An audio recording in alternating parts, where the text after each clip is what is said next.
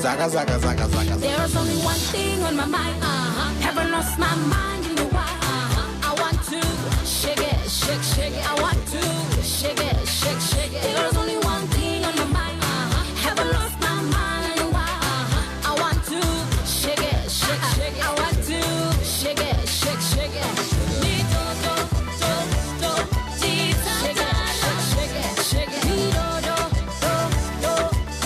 It's again, it's in a weekend. Me do do do do, tita shake it, shake it, shake it. Me do do do do. The whole castle belongs to us. Zaga, zaga, zaga, zaga, zaga, zaga, zaga.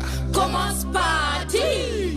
Zaga, zaga, zaga, zaga, zaga, zaga, zaga. Rubrokta luka kaima. Zaga, zaga, zaga, zaga, zaga, zaga, zaga. Hamir di teresepa. Zaga, zaga, zaga, zaga, zaga, zaga. Me do do do do. Tita shake it, shake it, shake it. Me do do do do. It's again, it's in a weekend. Me do do do do. Tita shake it, shake it, shake it. Me do do do do.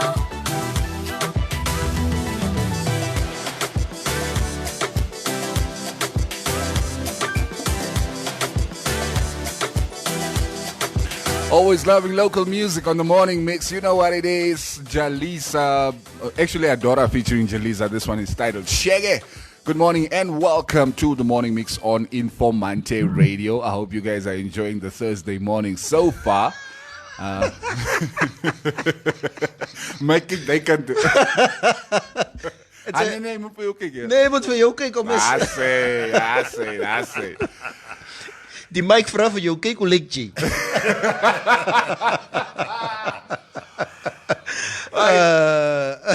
Moro. Money.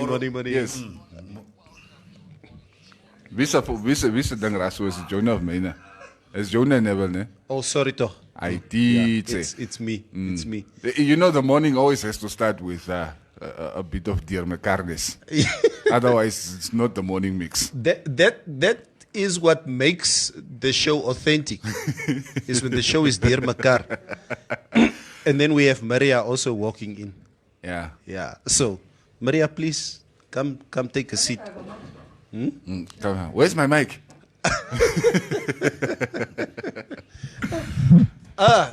Start the show, please. Everybody is watching because our guest looks completely out of sorts here. Like, it's a dire neba aangaan. Wat gaan aan hier zo? Yes, asseblief, jy moet ons 'n guest voorstel. Okay. En dat ons met hom begin gesels.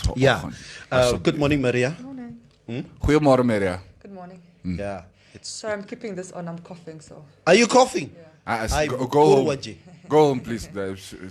No, sit one too. Come on, quarantine. Or come sit here. Yeah. Here, there's nobody around you. It's it is a pleasure this morning, and once again, good morning to all Namibians out there, everybody who tuned in. We see that people from as far as Angola, London, and the klomp boogters weer, they all tuned in this morning. Yeah, boy. And it is our pleasure to welcome in studio this morning the CEO of the Namibia Tourism Board, Mr. Digon Ngaubeb. Thank you so much for joining us here this morning. Good morning. Yes, good morning, Neville. In fact, it's such a surprise because the setup is totally different. Yeah. All things look dear Mekar, but I'm trying to settle in. Yes, welcome to the new setup. This is the new radio setup, a new TV setup as well. Yes. And you know, Odigo, I always liked you as a friend for many years. The man comes sit here so langs me. He sits here with a Chelsea face mask. I never knew that you were a Chelsea supporter. Hey, that's a top secret. What do I tell you my secret? But at least I have divulged it this morning. Chelsea is a typical Vambulokasi team. It's just Dongroek men who support it. Blood my pies look a Vambu man. Okay, the truth just came out. Mr. Ngaweb, thank you so much for joining us here this morning. I think the discussion that we're going to be having this morning is going to be very interesting. And guys, you guys would obviously agree with me. I think in the last 2 days, Maria, Cubase, I think in terms of the COVID-19 response, in terms of the economy, everything, especially when we discussed tourism, it was quite a topic.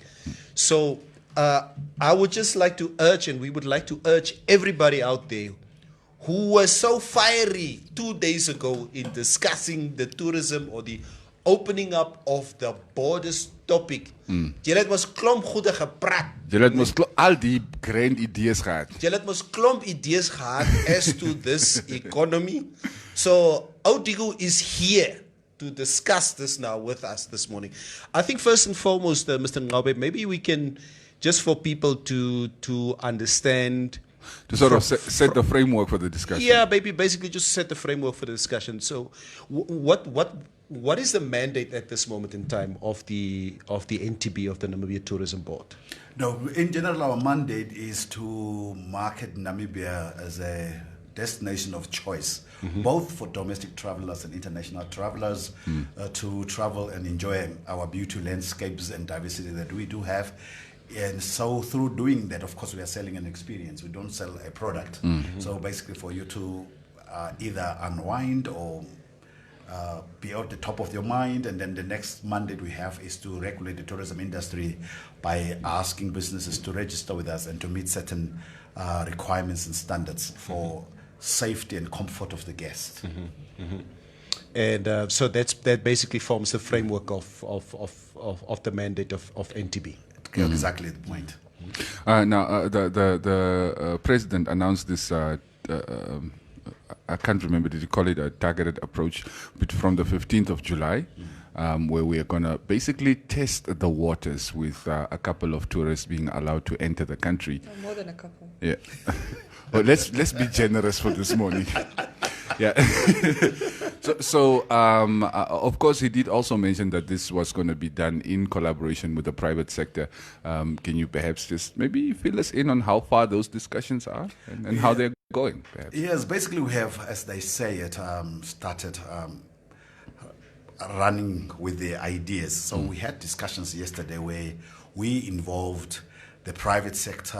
Of course, it's not only the private sector, because there are various role players in the tourism industry chain, such as the Namibia Airports Company, because obviously somebody has to land somewhere. Somehow they must fly, so you have to engage the airlines as well, because the private sector is the one that is the end beneficiary when clients do make use of their facilities and services. So in these discussions, the issue here is that government set two guidelines. It should be direct flight, and it should be destinations or originating destinations with limited infection cases. So that's the guiding framework.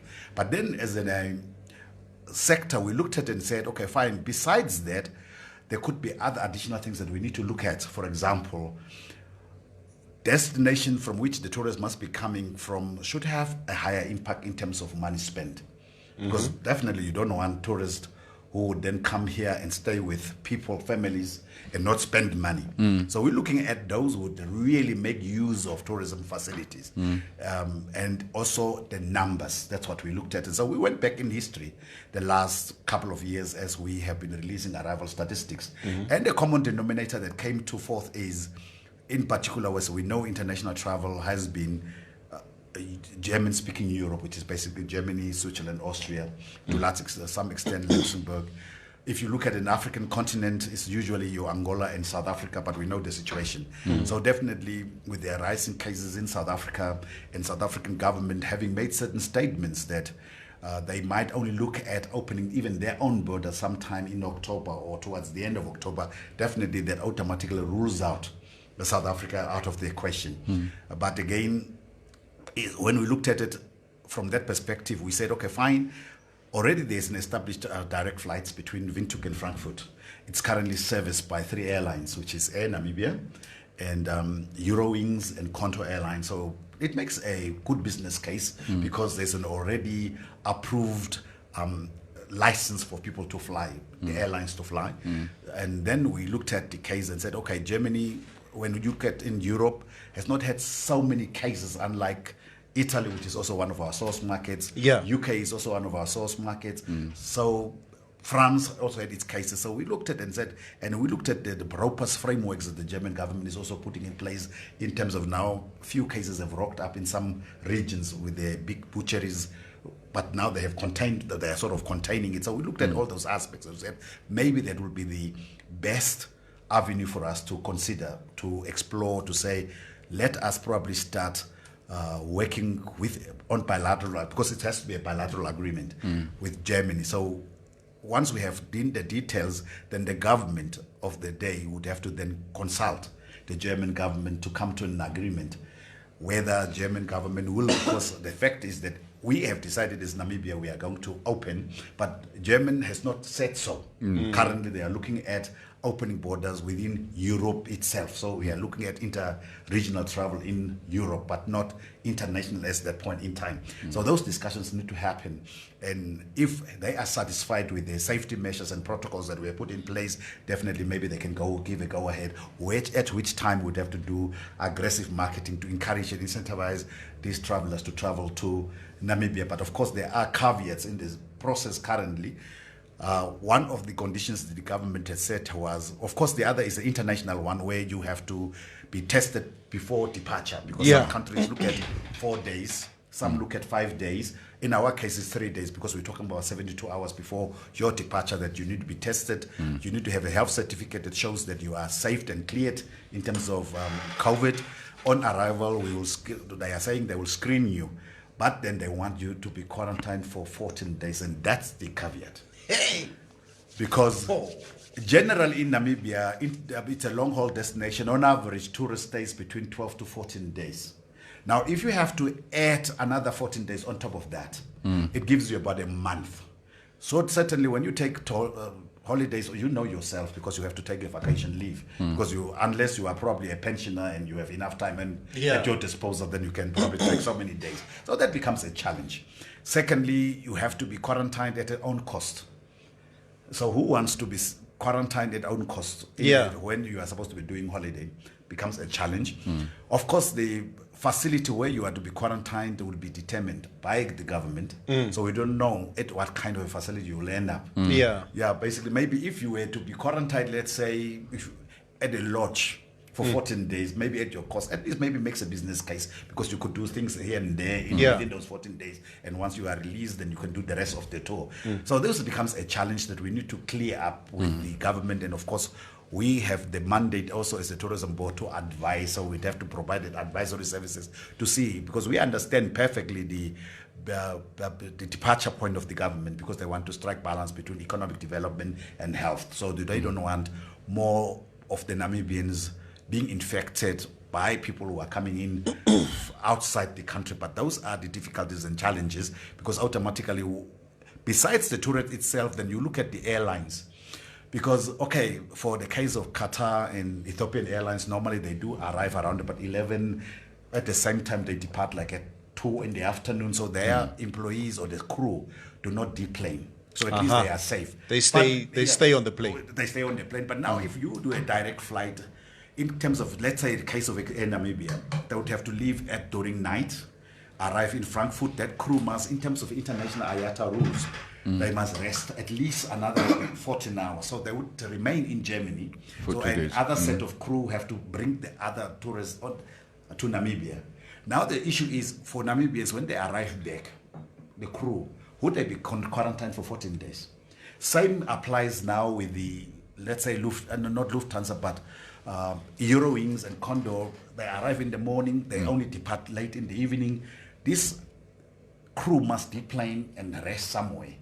Now, the moment that you deplane, the rule is you must be quarantined. Now, which airline would want their employee? That means you have to fly 2 sets. One that must deplane to be quarantined, and the other one who should have slept the whole night on the airplane, and then probably fresh, and then they can return with the clients. So that comes at a cost. So when you look at all this, weighing all these expenditures and costs, it wouldn't make business sense for a tourist or even for an airline to be flying as much as even we want to open our border. So that's going to be a huge challenge that we'll be sitting during this trial period. Now, Mr. Ngabe, maybe just it's just something that I'm just throwing out there, and I believe you mentioned that a country like Germany would probably be one of the countries that we're looking at the moment in terms of who we do allow inside our country, because it all depends on spending power also, because you don't want somebody to come and stay there in Okuriangava and stay with family and friends there. Let's say, for instance, and I think one of the biggest commodities are trophy hunters normally come into our country, because trophy hunters spend top dollar when they come to Namibia. Yeah. Let's say, would government be able to accommodate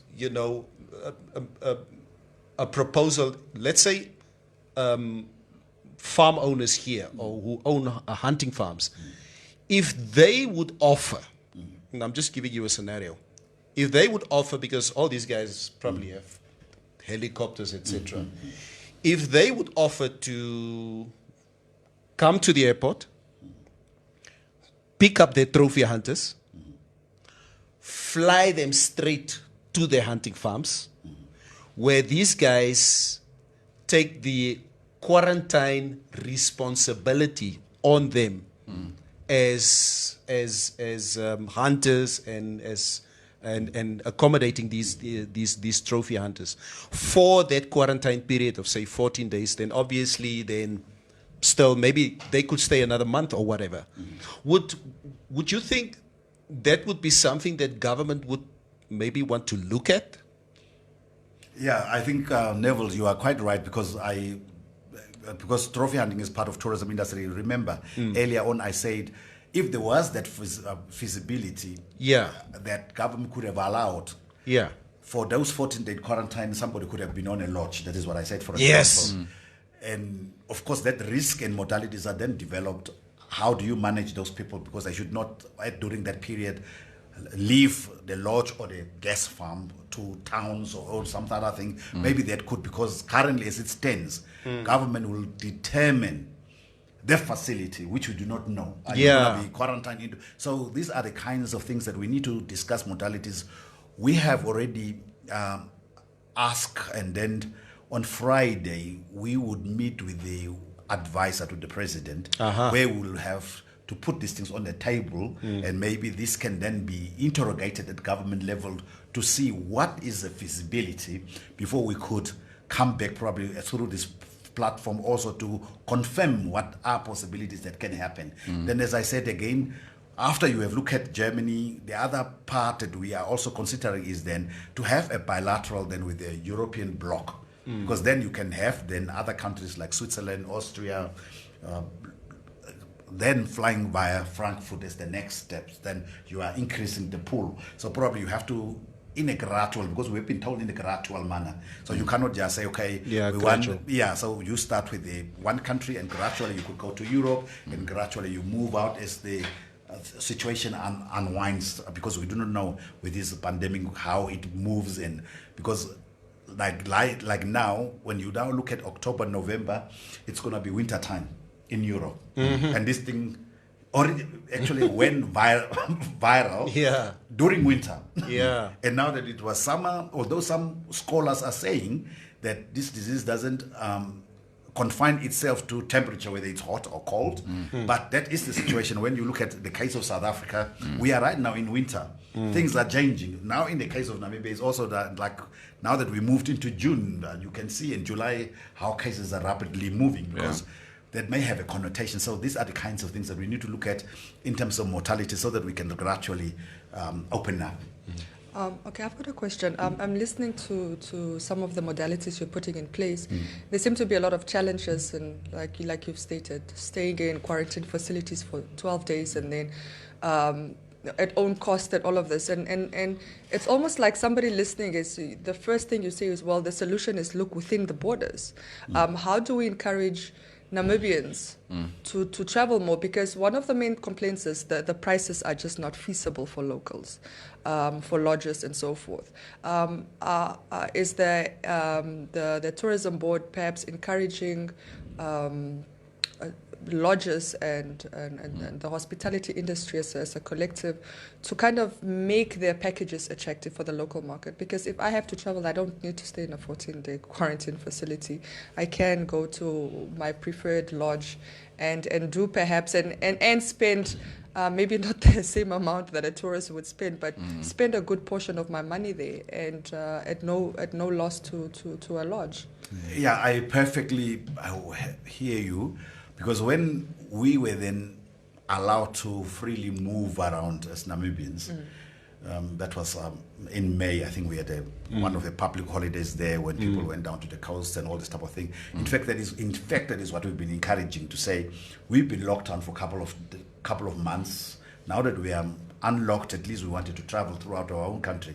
And definitely there are also ongoing discussions for the private sector to consider during this time possibly providing or offering special prices. But again, it's a business decision that people ought to make, because probably this is a secondary business on the sidelines. Because I always had, last year we had discussions up in North, and when I was inviting these business people for a forum, have two discussions on a Friday, then they told us, no, I have a construction business there, and that is just my kind of a side chick business. Side hustle. Yeah, so for me, it's not an important issue. Yeah. As long as I get whatever dollars I get, in addition probably to supplement my major business. So some people, it's like a hobby kind of a thing. Some people, it's a true business. So those who make it as a true business definitely have conformed to that. So if you see the likes of Namibia Wildlife Resorts, they are offering $600 for 4 persons in a room, which is unheard of in the tourism industry. Usually it's per person sharing.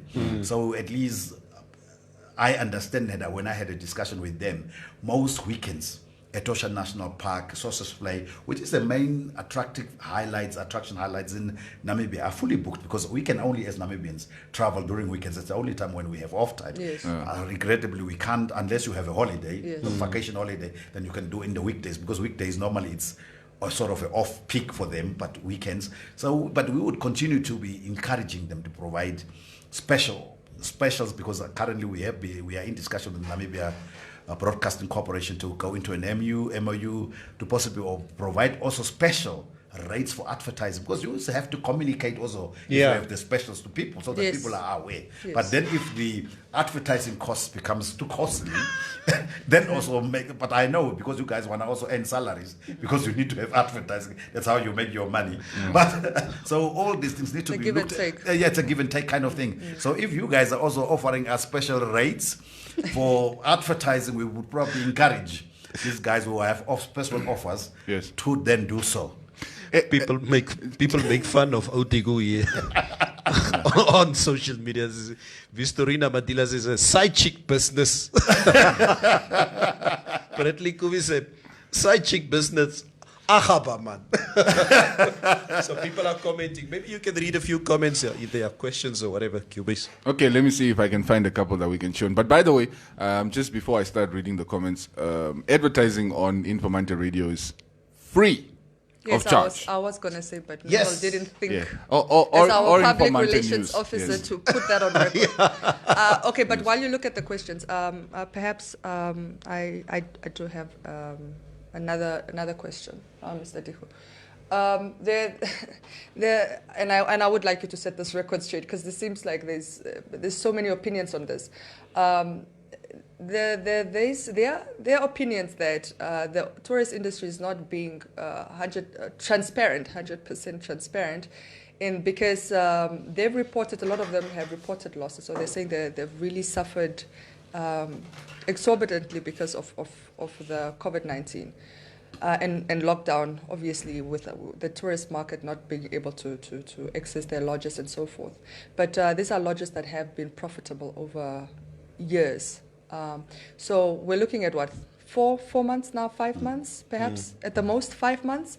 Is it, and I would, because some of us perhaps don't understand how lodges work, is it a fair assessment to say, well, I haven't been making money for 3 or 4 months now, my business is sinking, there is no way out, I need to retrench or I need to let go of people, when you have been making money all the other years? Yeah, it's a yes and no. Because you have sort of 3 layers of tourism businesses. There would be one-man business. For example, I could have a tour facilitating company as a business, and when I get the tours, I'll hire a car from a car rental company.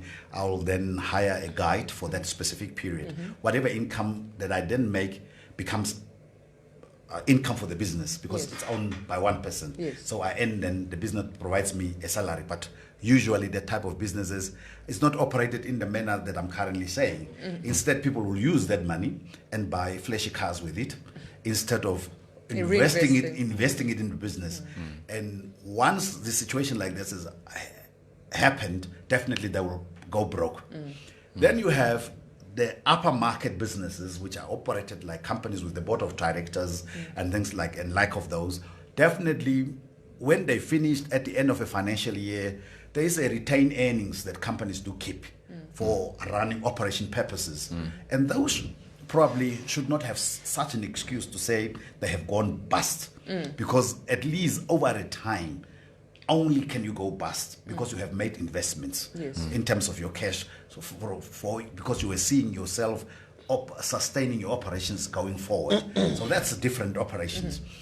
Whereas then you have the ones in the middle who are graduating from a one-man business probably to kind of a business, the middle ones. So these are ones that might have already injected capital in terms of through loans from banks, because if you want to build a guest house, a lot, you have to go and get the loan. And that loan needs to be repaid. So that probably takes quite a high proportion of your cost in terms of your income. So you are likely, if you did not make business, you are likely to be bankrupt. So those are the ones that have already gone. Some of them have gone to the banks to ask for holiday relief. But as you also know, the banks, of course, they also need money. So people are having challenges for the banks to provide a relief. I mean, in only, like, for example, we don't make money as Namibia Tourism Board. We live on tourism levies.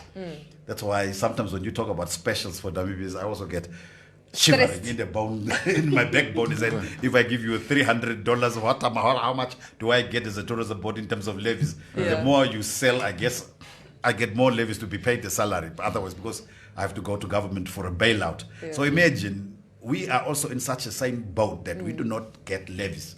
But we have a building, and we've been working on talking to F&B, but they're not budging to give us the holiday relief for 3 months. 3 months. No, go and get a letter from government in which the government is telling you they're not going to fund you. Then we can talk. But I'm saying, but I have a building that has cost, value in its own, which I can use for you to give me that relief. So these are the challenges that you are getting. So it's twofold. It depends where you are in the hierarchy of the business. If you have been in upper echelons and you have been making money and you operate like a sound business, definitely you should have made investments for the not the rainy days, but for days like this.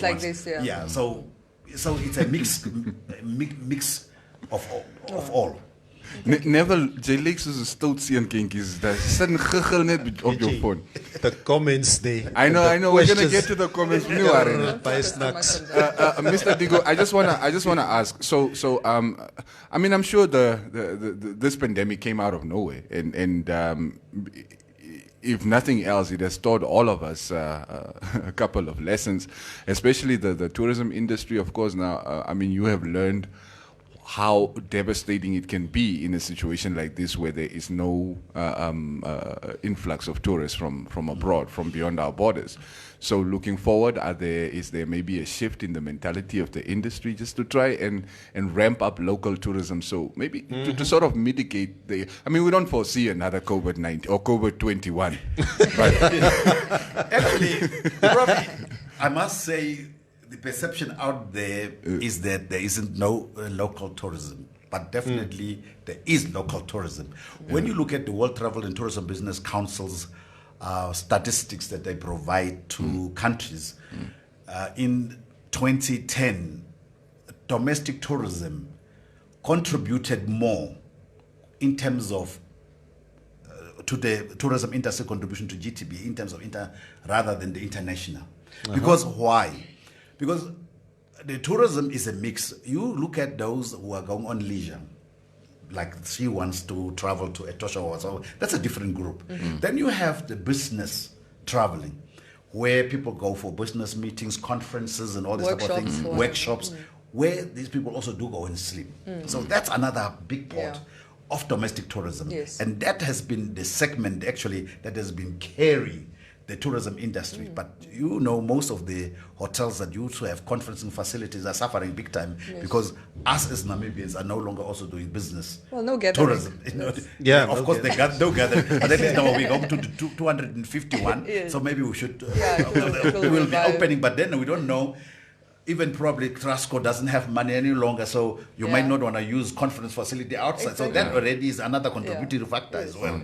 So, but the leisure segment is the one that we are battling with, but not in that we are battling with. It's also the attitude in our own behaviors, because you have the weekend farmer, so every weekend you just go to your farm, or if you have holidays, we go up north, then we do weddings the whole December, and then you are tending your land because you have to do mahangu. So when you don't have time for traveling, except probably the youngsters like Neville, them who are hippie, liking people, that definitely those ones can probably travel. So we're looking at who are the people that we actually have to target, to speak to them and give them information about what you can do in your own country, than rather than looking at the entire populace, for example. And then maybe that way, if you do the target one, we'll probably target the correct people to be able to travel. But then again, the other issue is also you have a mixed provision of facilities in terms of accommodation.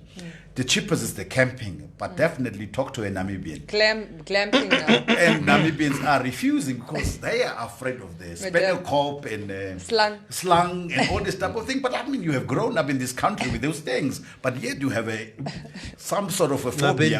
Some sort of They've a been phobia. afraid of the scent in their toes. Some sort of a phobia that you do not want to camp, because that's also that option. Yes. All right, let me read comments, Neville. Oh my goodness. Are you happy now? Yeah. Zoned out of this interview just for the comments. Maximus, yeah, Instigator it's- Holy Boy, is asking, is there any board or committee that controls local tourism fairs to encourage local travels? Okay, gaan eers aan. I think from business to business. Read comments. Hallo. Ik heb vandaag gepaid. Don't tell me what to do. Simon Amushira. Did we get paid? Yes. It's the 25th anyway. I paid my staff members today. Listen to this privilege. These You people. know, see people are I told you gonna, I don't have the other phone, so I don't get the notification. No, you don't run out of money, so you But- don't care when you get paid. but you're supposed to know it's the 25th today. Come on. All right, comments. Chris Kribo, Mutanga. Griep? Yeah. It's more expensive to travel in Namibia than going to other countries for holidays. Why? Paulina Padwick saying, I need an answer for the question too, please. Where's that question? Let me go find it.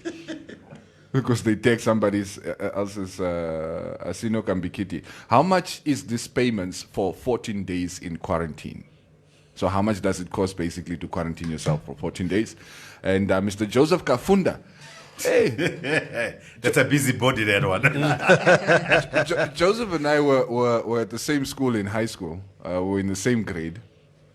But very active guy, definitely. Anyway, he's saying, thank you, Mr. Digu. Could you please advise us when will the government and NTB sit down and have guides regulated in Namibia, I think. Tour guides, I believe. Yeah. probably I'm presuming.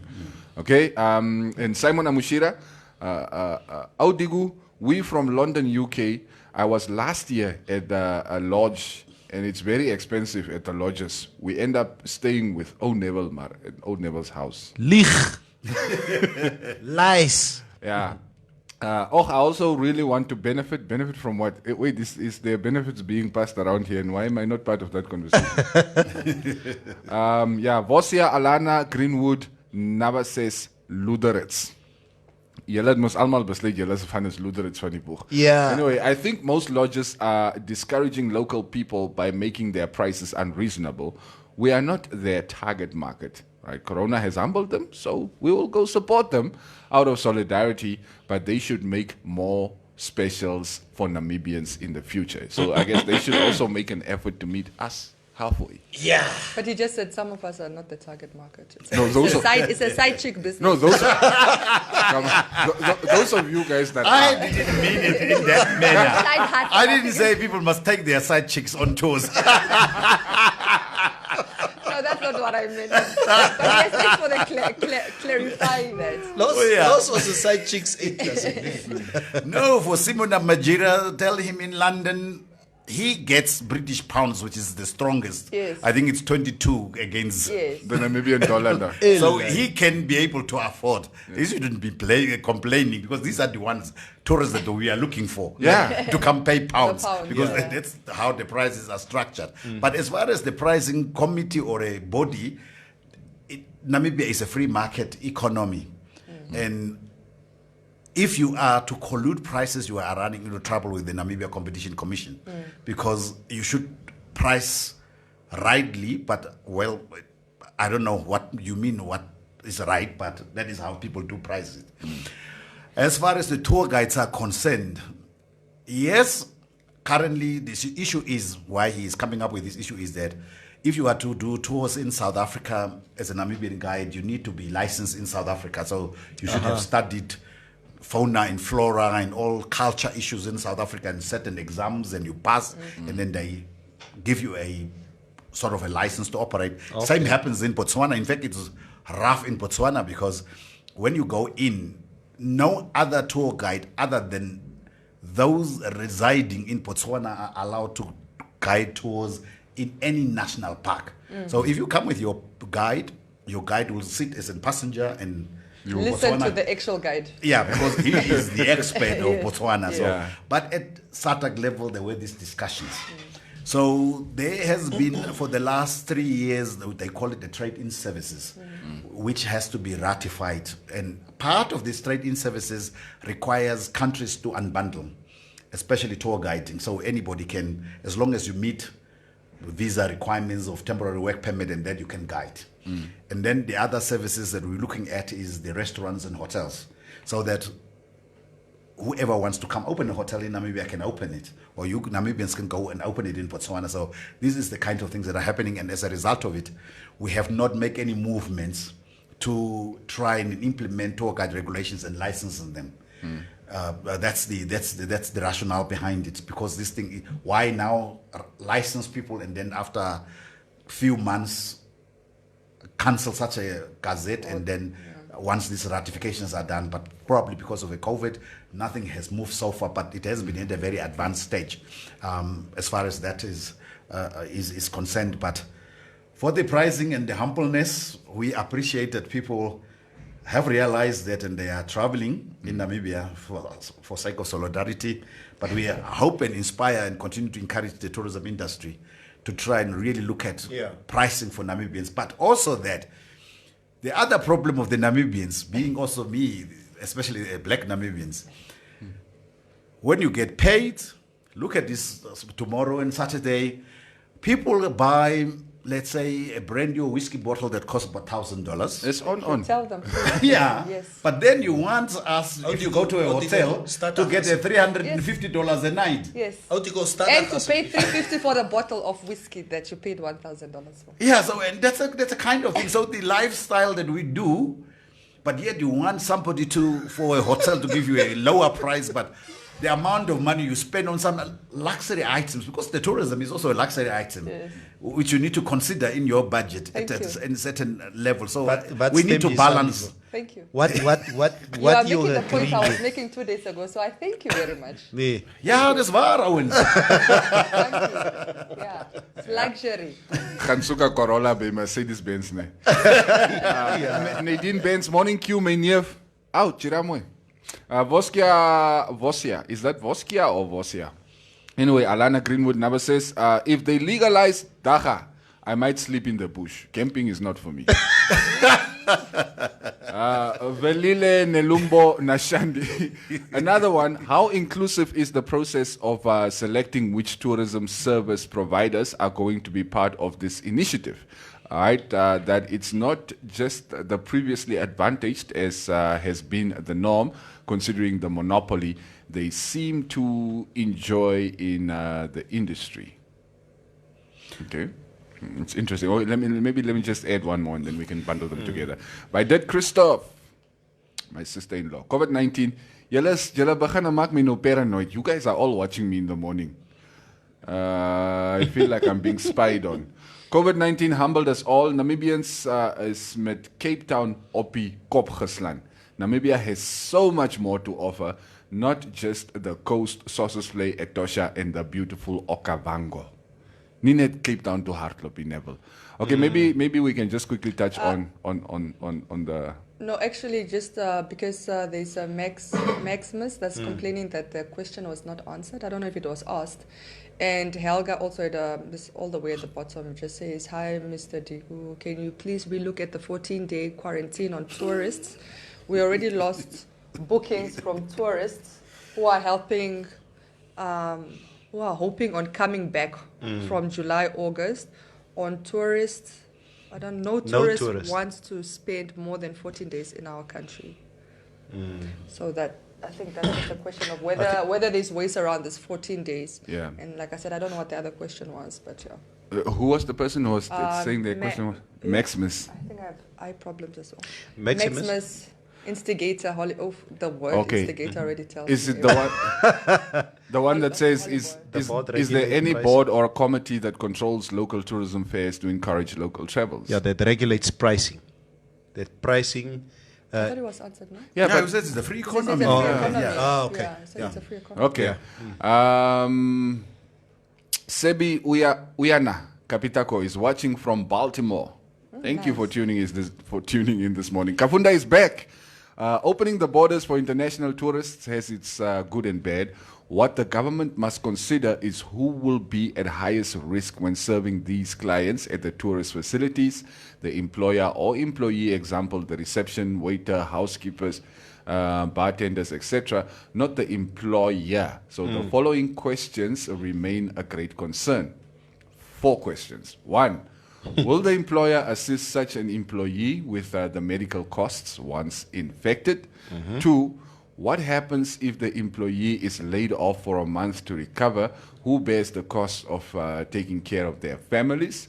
3. Will the NTB inspectors do prior inspections or checks before tourists have received or are received to see if the measures are in place? And the last one, tourism is said to be the highest GDP contributor, but yet the lowest paying industry in Namibia. Staff work without proper working contracts, no medical aid, no pension funds, nothing.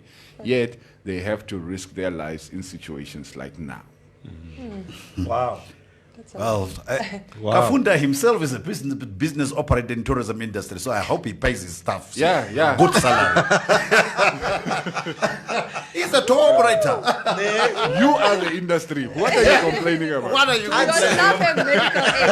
Yeah. Does his staff have medical aid for that matter? Yeah, I hope I would summarize and answer some of them quickly. The issue of traveling, it's expensive in Namibia than traveling abroad. Of course, I've said earlier, most of us are nowadays having vehicles, so you could do the self-driving. So that will probably be cheaper. Unfortunately, we know Namibia is a vast country, so you need to have enough money for your petrol to put in your vehicle. Yes. The only major expense probably would be your accommodation, which we said there would be options of camping, which some of them are saying, unless they take dacha, then they can They're not going to the bush. No, they're not doing it anyway. But definitely, yeah.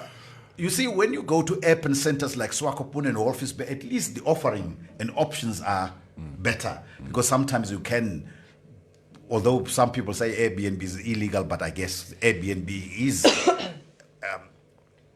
there, disruptive technology, that is what we call it, you can then stay in a flat with your family, like away from home. That's an option that you have. The only difficulty is where you go to the remote areas where you only have about 2 or 3 lodges, who then ups the prices.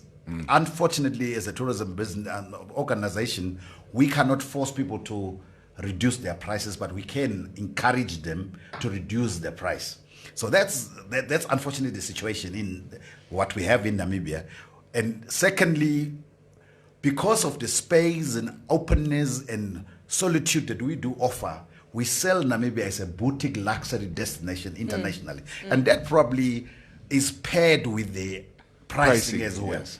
Whereas you could go to Phuket, it would be cheaper to go to Malaysia and everything, because the options that you have very cheap options, and then of course you have a lot of flights, airlines, your air tickets could be cheaper, and therefore your holiday could be cheaper. But then it's a different ball game altogether in Namibia, because of the we do not have such high level of accommodation service providers in the country, except in urban centers. So that's the issue that you are sitting with.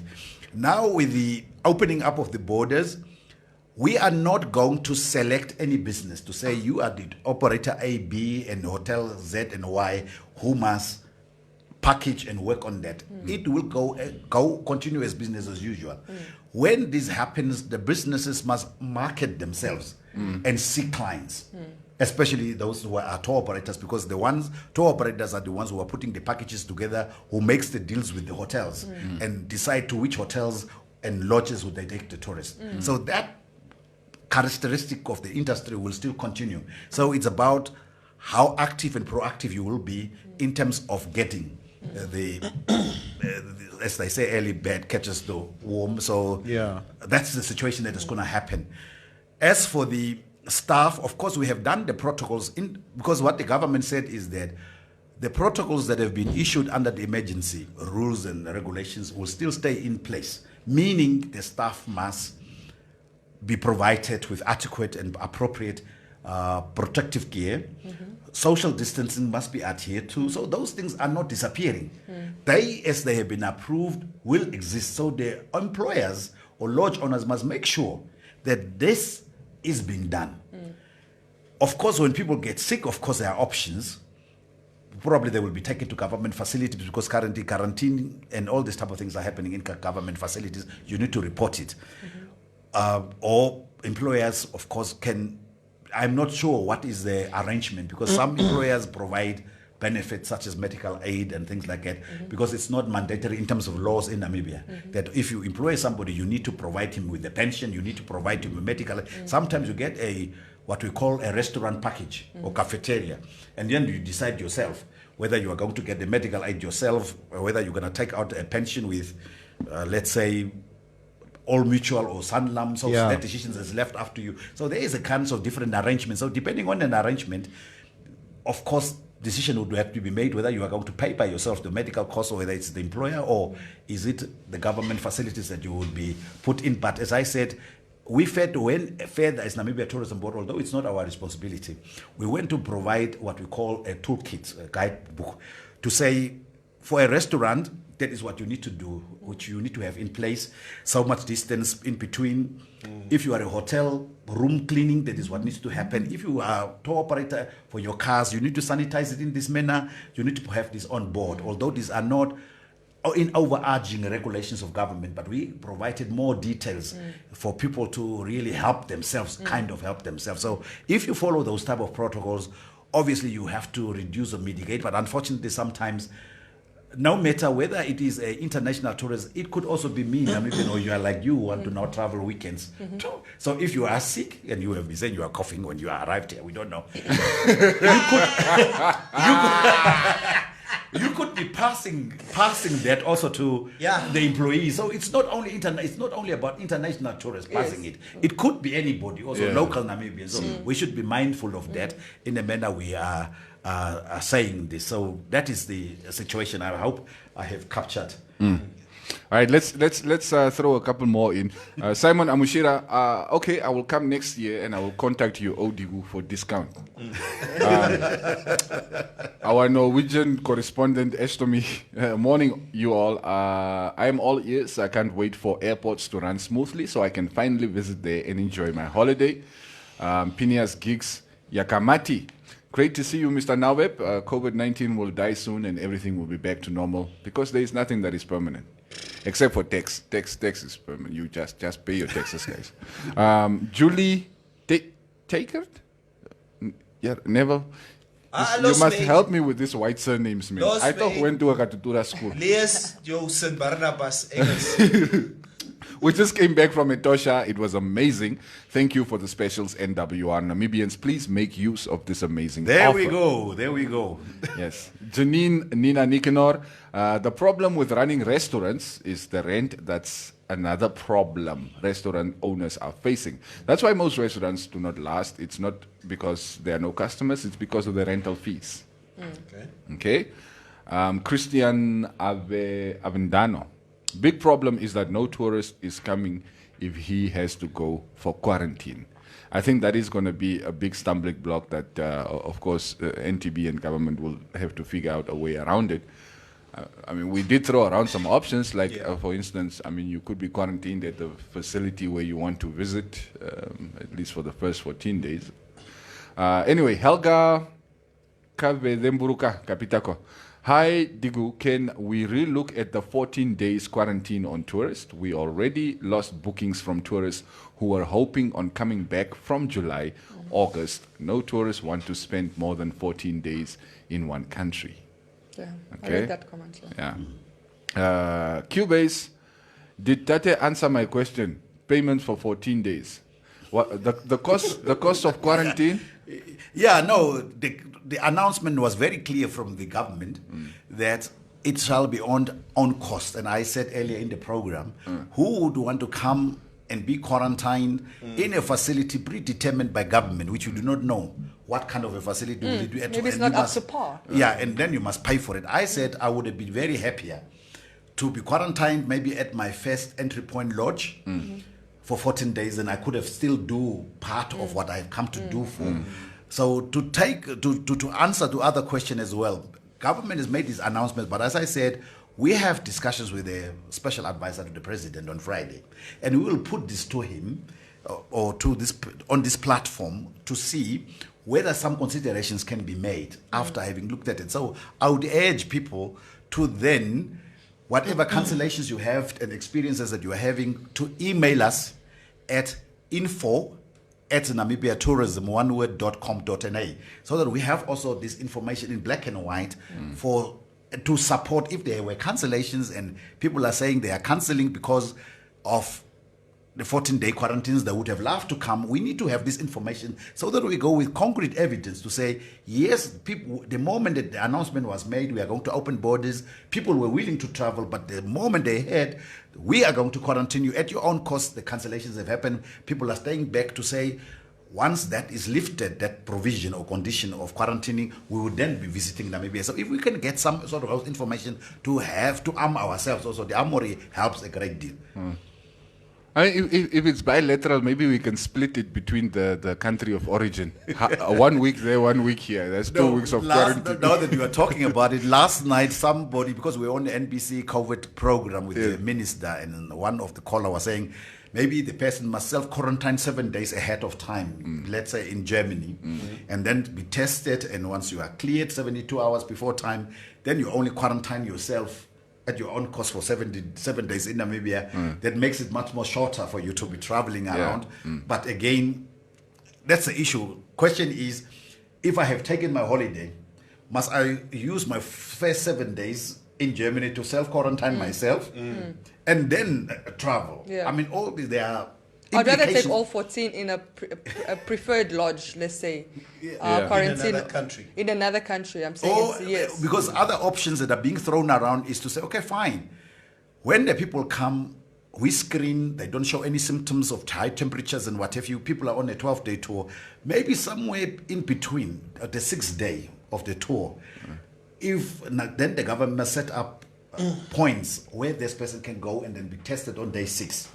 And if that person is cleared on day 6, of course, the rest of these other 6 days, that person will still be fine. And then the person can fly out instead of quarantining the people. That you can maybe in the middle of the tour tell people, okay, maybe if you are in a Kunene area, the testing center is at Ocho. So if you know you are halfway in a tour, you could go to Ocho and be tested. But then again, the question is, who do we have the facilities, the equipment, the testing kits? Because as a country, I think we have a battle with that. Yeah. So will that be available if you want to do that, and who would fund for it? So there are all options are there, but even implementation is costly. So those are the challenges that we are having. Because I mean, you have a situation where in UK had announced about 2 weeks ago that you can travel. We don't have a problem, but on arrival into UK, you must go into self-isolation. And then airlines and everybody are not flying because the clients are not willing to do the self-isolation. But then you have Spain on the other hand, who said, okay, British, we will welcome you. We don't do quarantine. Come and have a holiday. And Yeah, they every had the country highest says- infectious rates Yeah. per se. But then you know, as a British citizen, when you come back, you must self-isolate for 14 days. Yeah. Now, I mean, this is obviously a big stumbling block, not just for Namibia, but for For the entire global for- tourism for- industry. Yes, with quarantining. So is government willing to budge on that? I mean, for instance, I'm looking at the situation in Walfish Bay, where we have no more isolation facilities. So even people who are testing positive are being told to go self-isolate at home. So can't we apply that same logic to the tourists when they come? Yeah, that could be an option, as like Neville was saying. If you are a hunting person, I as the business takes the risk, make sure when I bring this tourist, there's a minimal interaction with my employees and all this type of thing, and then they do their shooting. When they come back, they shouldn't be at the slaughtering facility. Now when my employees slaughtered the animal, afterwards you come and look at your trophy, which they call the horns or the head. This is what they refer to, and then if you are happy, then they will take it to taxidermy, and then they would clean it up and give you your trophy.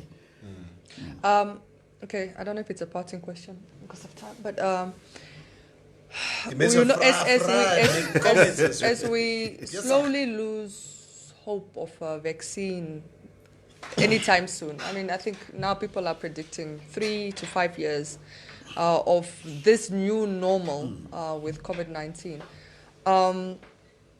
Do you foresee the tourism industry surviving? Yeah, I think like the other caller said, or in the input they made, I mean, these things do happen because when I looked at it in history, every 10 years something does happen. 10 years ago, we were in a situation where we had Ebola and SARS. But of course, in that case, it was very much localized. Ebola was on West Africa. SARS, we had it in Asia. But now with this one, it's just that the spread is just global. But what I have read this morning was the Oxford University had commissioned that. So the vaccine has been done. They've been doing the trials in UK. I have heard this week or next week, South Africa is doing the trials through University of Witwatersrand. So it looks like there's options of vaccine being available sooner because it's global. But USA is doing the same. Because it is global, I believe there is a more impetus in trying to get the vaccine rather than the case when it was Ebola, it was just a pocket. It's your problem. It is your problem. Yes. As a world, we have other things to do, Yes. but this is a world problem, global problem, and therefore more efforts will be made to try and get a vaccine solution faster than the case of HIV/AIDS or Ebolas that took longer to provide. So I believe and I'm hopeful that it will be, because they are talking about 18 months maximum. So, or probably lesser than that. So if these trials are done in South Africa, because they've been identifying people, because the problem we have in Southern Africa is the underlying conditions, but not underlying conditions as similar as in Western country. Our country underlying conditions are more largely driven by HIV/AIDS. So if such a person contracts the coronavirus, what's the impact? So what they are looking at is they are looking at samples of those people who have already been infected, but who are having HIV/AIDS, how they respond with this vaccine, and then others with other underlying conditions such as diabetes. So that's the kind of trial run they are doing. The same will be done also in Brazil, which has a bigger infection rate. So, and probably within the next 3 to 4 months, maybe we'll get the results to see what is the impact of that vaccine, and whether it could be rolled out sooner, or whether they still need time to do more testing and maybe rejig and the composition of different ingredients that they will be putting into the vaccine. Okay, but in the event there's nothing, do you foresee the tourism industry surviving? That's a difficult one, but like now Dubai has opened up, people have started flying, so it depends, because there is an appetite. People really want to travel. Yes, that's true. But there are others who would have a risk to mitigate, who wouldn't want to travel until they know everything is safe. There are those who are adventurers and risk takers that would want to travel, like Neville's them. I see there are 12 new cases this morning. Hold on, It let was me. announced. Yeah. They haven't been official. I just want to get to a couple of comments before we run out of time. Yeah. Kom ons begin sommer hier. Fred Baz. Baz. Okay. Let the tourists be quarantined in their intended destination. I mean, at the first point of entry. Wilson Sebastian Ngulia. Good morning, mister. What about us taxpayers? We did not get our 750 ETSEC. And we are no longer working because of COVID-19. Apparently. But what does that have to do with the tourism industry? Anna Lukavica. All right. I'm a tour operator from Europe, and I sold few tours for this year. But after last news about tourist situation, my clients just want to change their tours to other countries. They want to travel with pleasure, not with stress. I love your country, and it's a pity that the money from my clients will go to other countries. Don't worry, you can bring it back when we've sorted it out. Just don't go for good. Our country will welcome you anytime. Delphin Mwepu Ilunga. Nobody can come into a country and stay for 14 days somewhere at one facility at own cost. They will prefer to stay in their country, or else go to a destination that does not require any quarantine. Okay? Okay, somebody's sending their cell phone number here. You know, other people can also see the number that you send, right? Not only the person that you tagged. I'm just saying. Okay. Ursula Ushi Visa? Vaccine. Do we know the after effects and side effects? Do you think vaccine is the solution? Now Digo must become a medical expert also now. Okay. I don't think there are any pertinent questions. Of course, most of the issues that are coming through via the comments are things that we did already touch on during the course of the conversation already. Unless you guys have something else that you wanna chew on quickly. No, I think most of the questions that we basically had, I think the general public out there, addressed it thoroughly this morning. So, yeah. It was just good to have you in the studio. Yes, Neville, because, like they said, traveling should not be stressful. So as long as I realize it's going to be stressful, I'd rather not travel. So definitely quarantining is one of those elements that puts stress already before you even think of traveling. So I don't want people to go into depression and create some anxiety and things like that, unlikely. So we are looking at how we can mitigate this issue. So hopefully probably sometime next week we could again revert back once we have done little bit advanced discussions on this matter, because we've only started yesterday, and because the head of state really wants us before 15th of July to come up with a plan. And of course, but there has to be forth and back discussions and see what will be the workable solution at the end of the day before we can then formally say that is the way forward. Currently, everything is just fizzy at this point in time. So, but other than that, I thoroughly enjoyed the show because it's the first time I get to find myself in a situation as lively as this one. And thank you for that. No. And just before I let you go, I think there's a mandate here that was added to your many responsibilities from one of our listeners or viewers. What Mr. Digu could be doing now is to lobby on our behalf to government for a possibility to waive the quarantine during the trial period.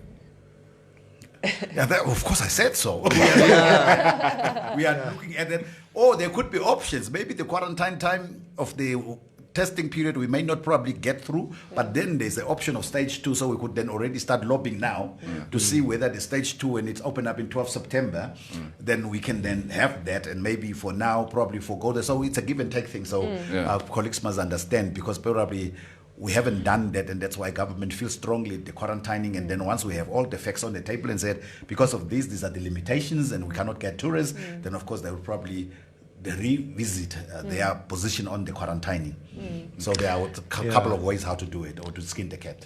All I'm just saying is I will be utilizing these $600 per night benefits that's currently on offer as much as I can until the 12th of September. There are no kudus there. Huh? Are there no kudus there? He's just trying to shoot a kudu. No. So you are involved in poaching? No. Anything that's not a rhino is not considered poaching. Shooting a kudu is 120,000, my friend. Autigo, thank you so much for coming into the studio here this morning. I thoroughly enjoyed this discussion. I think everybody out there, you can see the passion that people ask these questions and the comments that they are making. People do have an interest in traveling. They around have. Namibia. Believe it or not, Yeah. So it was very interesting. Yes, Mr. Naubeb, thank you very much. Is it Okay, ek wil hoor hoe sê jy hom. Sê hom. Mr. Naubeb? Ja, is amreg. Naubeb. So Nee man, jy is verkeerd. Naubeb. thank you. That's what I wanted to hear. Ja, That's is Naubeb. it. Thank you. It say, oh miss, you could have Say it corrected again. me off air. Say it again. So now the little Damara royalty that I've enjoyed It's gone. as no baby dear. Nauseb. I can't say. Nauseb. Naubeb. Naubeb. Naubeb. Naubeb. Yeah. Sure. Say Which say one it. is that? No, it just needs for him to say it once, then because for all these years I thought, Digo, that your surname is pronounced as Naubeb. Then you would have find exclamation marks in front of it. Am I? Yeah. When you want to say no. So you Also- don't have the exclamation mark. I only have a slashes. Oh, just the slashes. That's ma. Oh, that's, Naubeb. I'm learning. Thank yeah, you. I'm also learning. I'm learning. Yeah. Julle van ook aanjaat met niks geleer ek. All right, guys. Thank you once again for joining us this morning. We will of course be having follow-up conversations, maybe live in studio, maybe via the telephone, Okay, good. just to touch Hopefully base. after a vaccine. Yeah. I will take the liberty of walking Autigo out, but there's one issue that we quickly need to discuss. All right. What? I was ready to pack up and leave. No, there's one issue. All right. Because the people would want to know, so who's the boss that needs to be paid? Okay.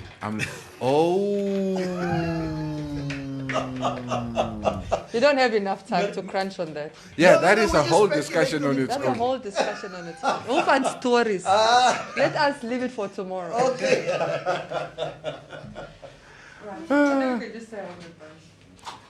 There's not Sure. enough time to. Yeah, I don't think there's going to be enough time. By the way, people were complaining that you must not sit there because they can only see you like this. They want to see your face. You must look at the camera. Must look at the camera.